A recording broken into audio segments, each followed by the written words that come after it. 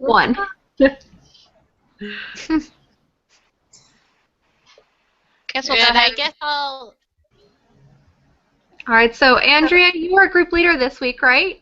Yes. Okay. Take So it away. We'll just go ahead and say our names. Andrea Sorobi. Ashley Kraft. Bethany Maybe. Kern. Okay, I don't have my thing. Sorry. What's the name of this lesson? I have the questions in the corner here, if everyone can, I don't know if you guys can see them. And Yeah, I have them. So, I found it. Okay. It's under reflection and sacred duty, Andrea. Sorry I wasn't ready, guys. I was getting ready for bed, and I was like, oh my gosh, it's Wednesday. So I had to quickly get dressed and get on. It's 8 o'clock here. Oh, geez. So It's only 5 o'clock here. Oh, wow. Oh, yeah. So my kids get to stay up an extra hour. I'm sure they Okay. don't mind. Did everyone get to finish the book? Yeah. Cool. Yeah. Bethany. I got it today. I'm at page 56. You can spoil it for me, though. I should be done, but it didn't come till today. Oh, you got the book You can just today? participate what you did now. Yeah. It was supposed to come like last week, but it didn't.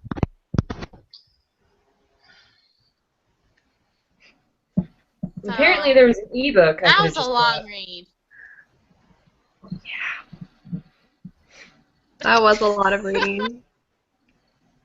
I'm Yeah. glad that it read like a story, though, because that would have been awful if it had just been like, you know, text about the law or whatever.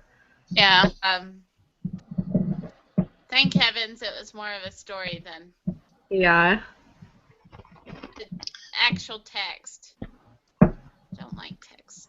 But anyways. Let's see. Well, we'll go ahead and start with the first question then, and then we'll just give whatever ideas we have. The first question is, having completed the book, how is your understanding and perception increased on the process of international policy and law? I'll be honest, a lot of this book went over my head. Like, when they were talking about a lot of the political stuff, I was like, I don't really know what's going on here. But it opened my eyes a little bit, but I'm not sure I understood everything very well. Yeah, same here. But one thing that I think I learned from it was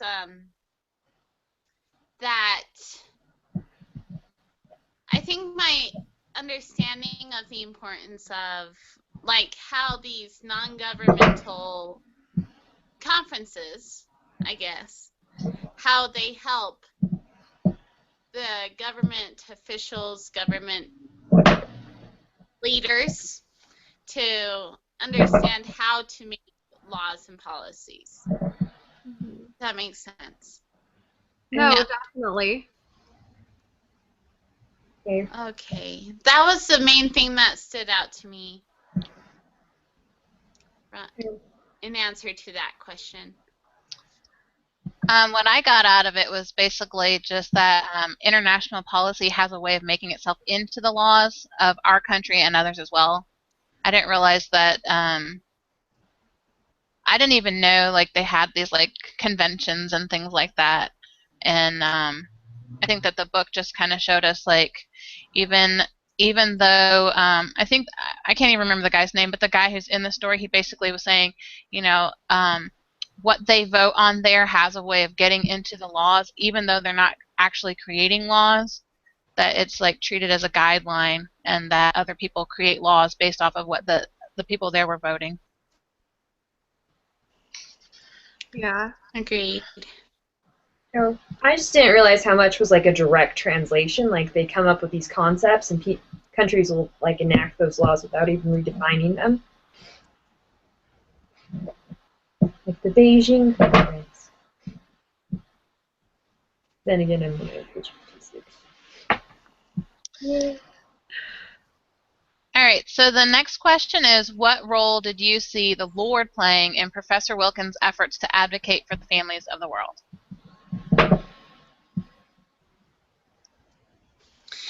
I think with him, it just fell into his lap. But also the Lord guided him when he needed to talk to his wife. For example, when he was doing that last speech, preparing that last speech, he was like, I don't know what to write. And he was, for 3 hours, just nothing. That was And then such he an intense part of the book. What? That was such an intense part of the book. I was like, what's going to happen? I know. But he had the impression to call his wife, and she knew what to help. So I think the Lord guided him to call his wife, so he could receive guidance on what to write. But yeah, that was an intense part of the book. I agree. It's intense. Yeah, and I really like how he... Oh, go ahead. Oh, I wasn't saying anything. Oh, okay, sorry. I was just going to say I really like how he compared himself to Jonah, how he, didn't want this role of helping families and going to the UN and everything that he had to overcome, but that he did it for the Lord and that the Lord sustained him through all of it. I was crazy how he lost 28 pounds and it was just this incredibly emotionally, physically, intellectually draining experience, and how the Lord just really helped him through all of it. And you just saw the Lord's hand in everything. So, Bethany, did you get to the part of the book where he basically had, was it 5 minutes to just give a real quick speech? I'm on page 56, whatever that means. He's about to give his speech, so you people are going to spoil that. Okay. I'm totally fine with that. Okay, well, he basically had 5 minutes and had to condense his whole entire speech into this 5 minutes. And but his speech is so powerful that it actually touches the hearts of many of the people in the audience. And so that's pretty much what this question is telling us is the Lord chose him as somebody because he was the only person who got to speak, and he basically prepared this guy to have that 5 minutes, and that 5 minutes was enough because he used the power of the Holy Ghost when he gave his talk. Mm-hmm. Or speech, really. I like that he was into it and didn't really know how big of an impact he could have because he just thought he was going to be there for nothing. Yeah. He thought he was so small, and then he made such a big impact. Even now on page 56, he's making big impacts.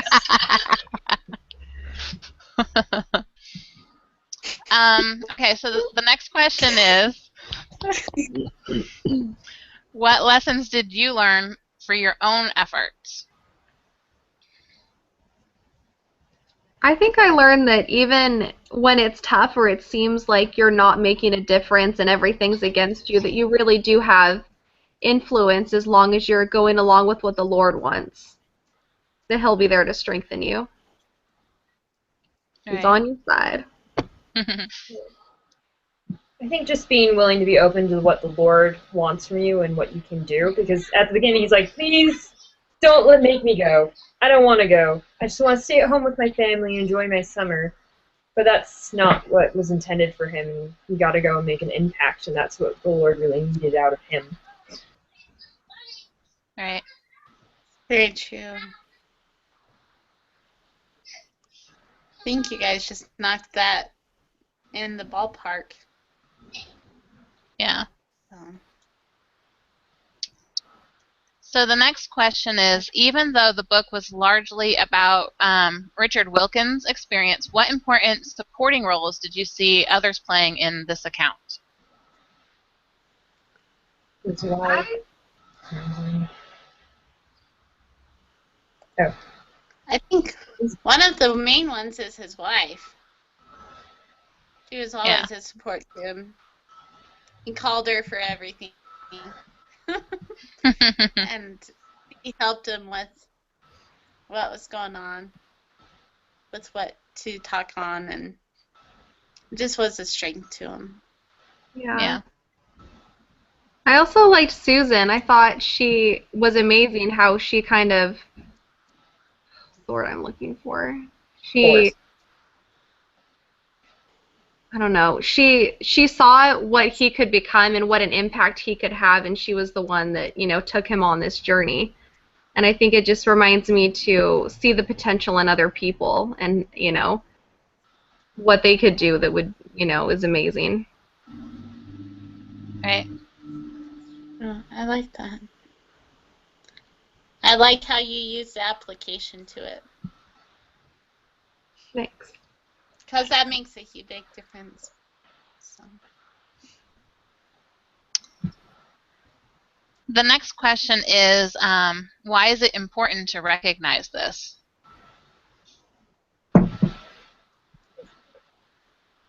Basically, why is it important to recognize that other people played a role in what he was doing?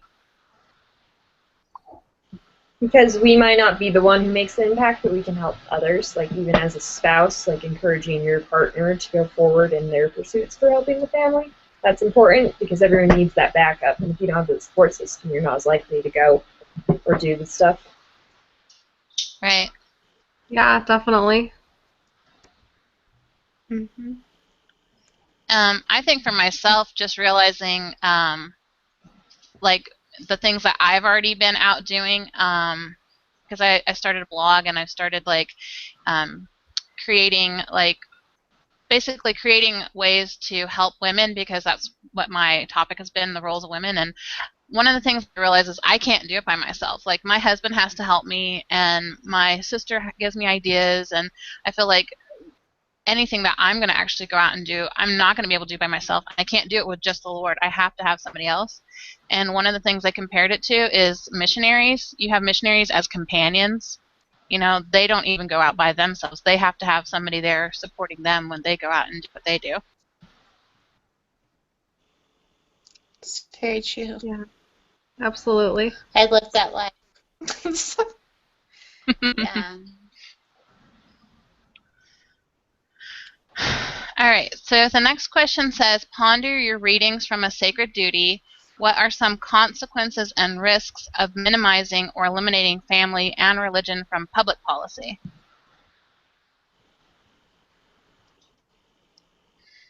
I think it's just everything that's stated in the proclamation to the family. He had that outline at the end of like all the harm that minimizing that would do um to the country, and it was like, my gosh, I can't even think of it now. But you know what I'm talking about. That it would harm the country. Yeah, just All the talking about like crime rates would go up, and Mhm. I don't have the book with me. It's on my computer somewhere. He had a list, and I remember reading it. Also, I think family and religion play the role of being a basis for these kind of discussions. Even though they're not like specifically mentioned, a lot of the time, well, religion isn't. The family is definitely mentioned, but it kind of plays a role no matter what religion you are or what background you come from, like family or origin. It still plays a role of who you are, and I think if we took it out of like public policy, it would just erode it. Yeah, I would be scared everyone would know turn what- into people from like the women's caucus, because that was scary. Those are some crazy chicks right there. Keep reading his practice. Oh yes. Oh, I like the example of the scary lady whose name I forgot that I just read. How she like minimizes it in her family, and how her kids are really the ones who suffer. And I think that's the people that suffer most if you take out these policies are the children. By just like saying women belong in the workforce, and that we have to eliminate these children, the unwanted ones, because obviously, and her pro-abortion statements and everything like that, and just like really taking the back seat to families and how it's caused a lot of harm in her own. Mm-hmm. True. One of the consequences that I put is that a large number of people are being excluded from the laws and policies. I think that it's a good idea to have new ideas and new understanding and new definitions of family because, family is changing. But it shouldn't be to the point where it excludes God's definition of family, and nor should we exclude those with religious beliefs in favor of those without religious beliefs. Definitely. That. All right, Like that so a the lot. next the next question is, based on a sacred duty, what do you think that we can do about it?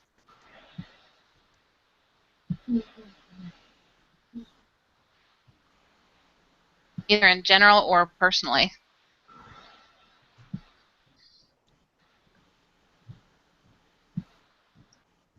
Hmm. I feel like that's a hard one because this guy, went to a UN conference in Istanbul, and I'm definitely probably not going to go there. So Yeah. it's hard to take it on a personal level. I think it's also I hard think because if we also. go ahead. Go ahead. Oh, I was just say I think so. He was guided by the Spirit to go to this, and so I think we need to be open to the Spirit to live our lives in a way that we are open to the Spirit. If a situation like this does come up, or any kind of situation, even just in our own communities too. I love Standing that. up for the family and thank you. Appreciate it. That's the main thing that came to my mind. So I was just going to say I think it's a little hard because we just finished the book, whereas if we had a little bit more time to contemplate it, we could apply it more to our own selves. Yeah. But I do think, like Amy said, you just have to do whatever Heavenly Father tells you to do, in your own personal life. it's very true. And live worthy of it too. So, True, yeah. it's very important. So,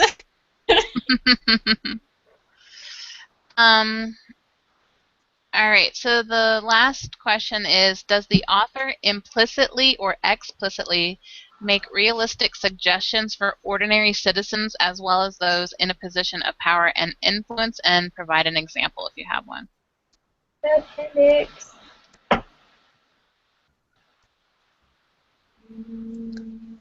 I think it was more just implicit. Yeah. Like, I think about the line where someone asked him, "Where have you been?" and he kept contemplating that. I think it's important for us to recognize where we are and where we need to be so that, the situation did arise where we were needed and, could make an impact, that we would be ready for it. I really like that example. That's a really good example of that.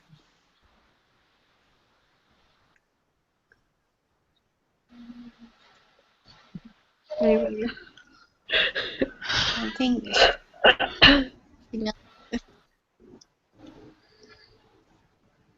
I didn't have any specific examples, but I think just reading his story and realizing that we all, like the power and influence of the words of the Lord, like we all have that ability to use those words to touch other people's hearts. And even like the Women's Caucus think like, if you were to have them like in a one-on-one conversation and if the right person was led to them, I think even the words of God could like touch their hearts. Yeah. And then the other thing is that we each have talents. Like, Susan, she had her talent, which was getting people. Like, she recognized the problem, and then she knew who to go for to bring, and she was listening to Heavenly Father as far as like who he wanted to have there, and then she had her little typewriter, and she was like totally prepared. And so not all of us are going to be, the one standing up. We might be the one who's going to get to help and kind of like recognize our own talents and our own abilities, and not dismiss those things that Heavenly Father has given us. I I really like that. that.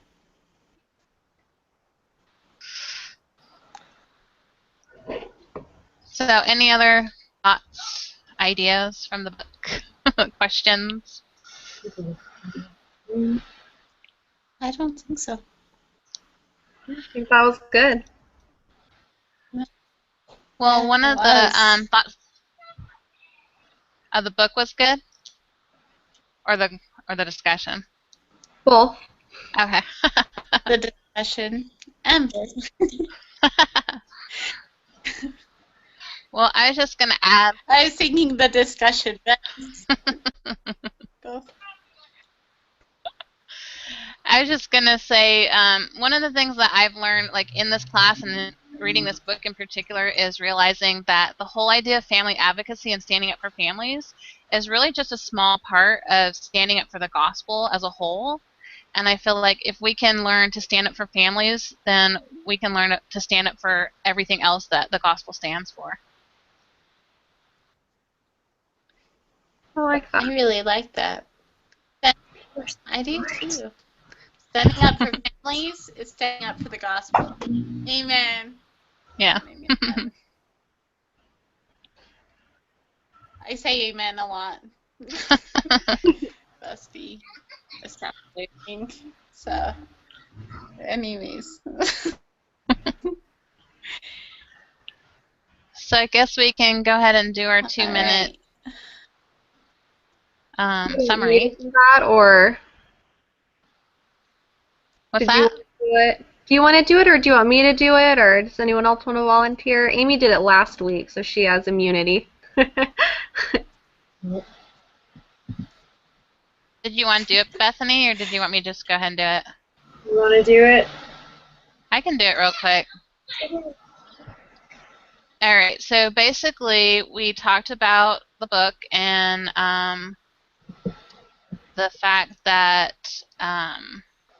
what goes on in these international policies can affect laws in a way that most people didn't realize, including ourselves. The guy, Professor Wilkins, he was able to do what he did because the Lord...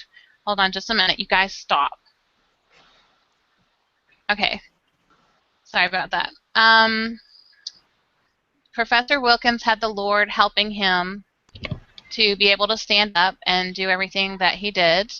And we realized that the Lord's going to help us when it's our turn to do things for him, standing up for the family. And then the other thing was we realized that we can be of support to other people, and other people can be of support to us in the roles that we're going to be asked to do.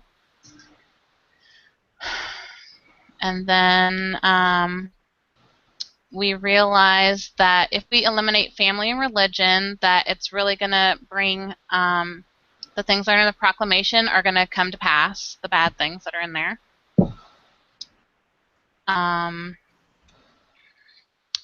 I can't remember what we decided. Oh, we decided that if what we could do about it is that we would listen to Heavenly Father, and whatever it is He guides us to do, that's what we would do.